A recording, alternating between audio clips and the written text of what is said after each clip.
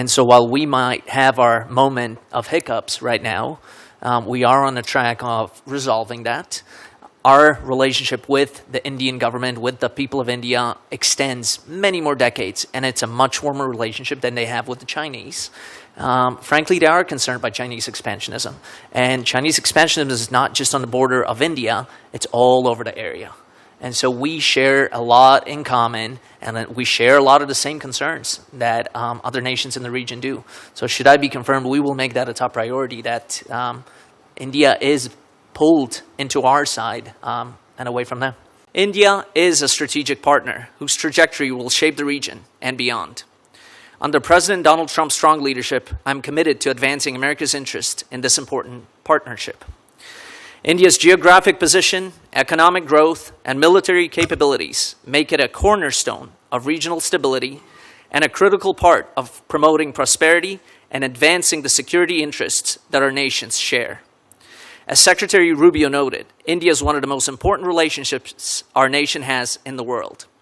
If confirmed as ambassador, I will work to deliver on the President's agenda and advance U.S. interests by increasing our defense cooperation, ensuring fair and beneficial trade, deepening energy security, and furthering technology.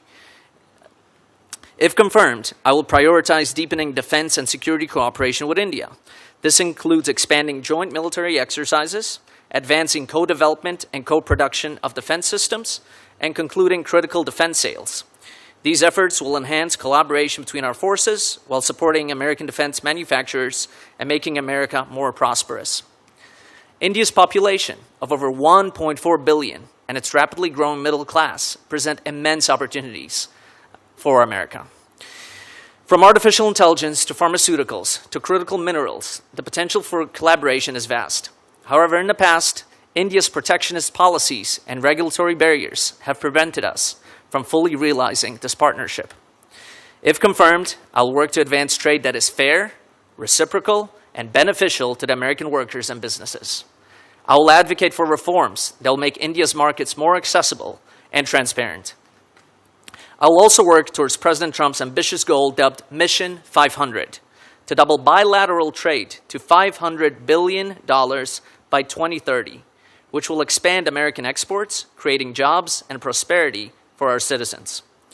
Improving U.S.-India trade ties will not only bolster U.S. competitiveness, but also reduce China's economic leverage over other nations. I will encourage Indian investment in U.S. manufacturing capacity, and we will also be furthering With Indian investments in the United States, we'll also be furthering our strategic pharmaceutical supply chain and create more jobs right here at home in the United States. India is also a strategic partner in advancing critical and emerging technology. The U.S.-India Trust Initiative, launched in February by President Trump and Prime Minister Modi, lays out a path to leverage the impressive capacity of the U.S. tech sector to outcompete China on the development of AI, quantum, semiconductors, and other critical and emerging technologies. I will advance this administration's AI action plan, which will ensure the dominance of American AI technology in India and globally. Our technology cooperation will require significant energy resources, another area where the United States and India can work together. If confirmed, I will work to increase American energy exports to India, establishing the United States as a leading supplier of crude oil, petroleum products, and liquefied natural gas. Finally, India's role in ensuring the stability and security of the region cannot be understated. A stable South Asia is in the interest of the United States and all the nations. President Trump's leadership, the U.S.-India partnership, will define the 21st century. It is only by working together that we can make that aspiration a reality. If confirmed as ambassador, I will work to ensure the United States remains a global leader while fostering a partnership that benefits both. You have a unique and strong relationship with President Trump. Could you comment on how you would leverage that deep personal relationship with leadership in India to help bring the conflict in Ukraine to an end? Thank you for the question, Senator.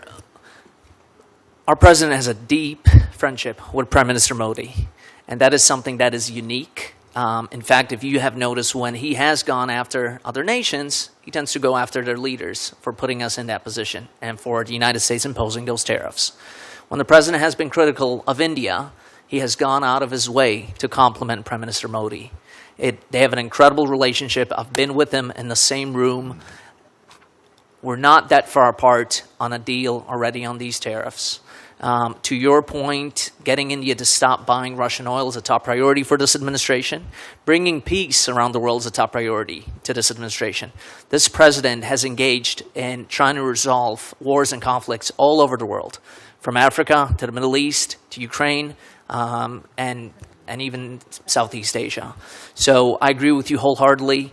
I think the time will arrive upon us in the next few weeks and next few months. India, as you know, is quite literally on the front line against Chinese expansion.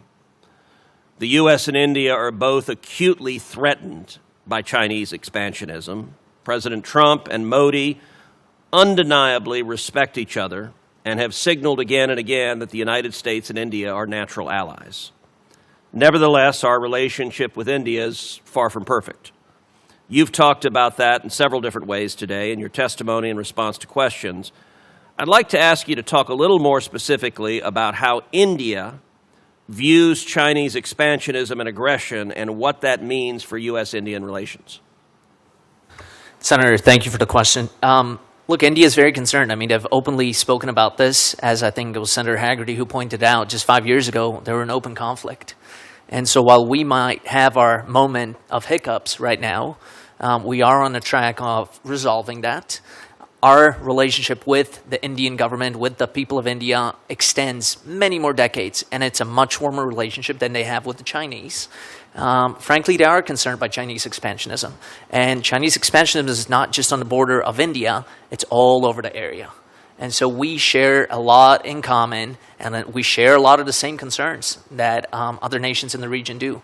So should I be confirmed, we will make that a top priority, that India is pulled into our side and away from them. I fully agree. Another area that remains under-discussed is cooperation with India, specifically on energy.